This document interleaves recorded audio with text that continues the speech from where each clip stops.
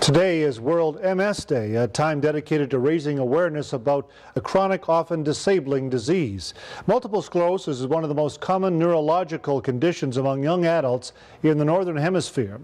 More than 2 million people in the world are living with MS. In Canada, 3 more people are diagnosed with the disease every day. MS can cause loss of balance, impaired speech, extreme fatigue, vision loss, and even paralysis. Tanya Cronin sat down with a Kamloops woman living with multiple sclerosis who's hoping to see a cure in her lifetime. MS Society of Kamloops, Kathy speaking. Once a week, Kathy Allenby spends her time giving back to the MS Society in Kamloops. One moment, please.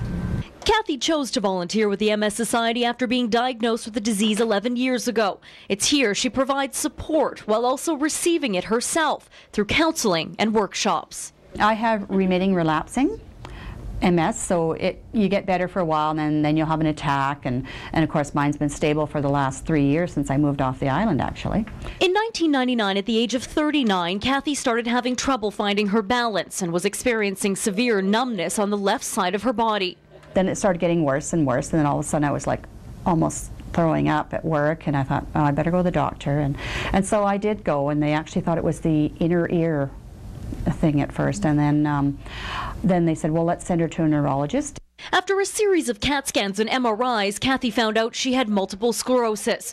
You wouldn't know she lives with MS by her appearance, but Kathy says it's the invisible symptoms like memory loss and chronic fatigue that are most prevalent. I have my naps every day, and I just do little by little. I don't clean my house all in one day like I used to. I do it bit by bit. Multiple sclerosis is the most common neurological disease among young Canadians today. It's most often diagnosed in young adults aged 15 to 40. In Canada today, there is typically 55 to 75,000 people living with MS in Canada as a whole. And Canadians have one of the highest rates of MS in the entire world. There is no, at this point, defined cause, but there is definitely lots of research out there that proves different theories in regards to where you are on the equator, the vitamin D intakes, depending on where you are located.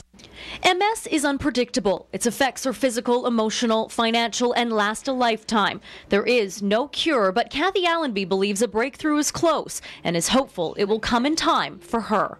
I know there will be a cure. I'm pretty sure there will be a cure, so I'm just keeping positive that something will happen.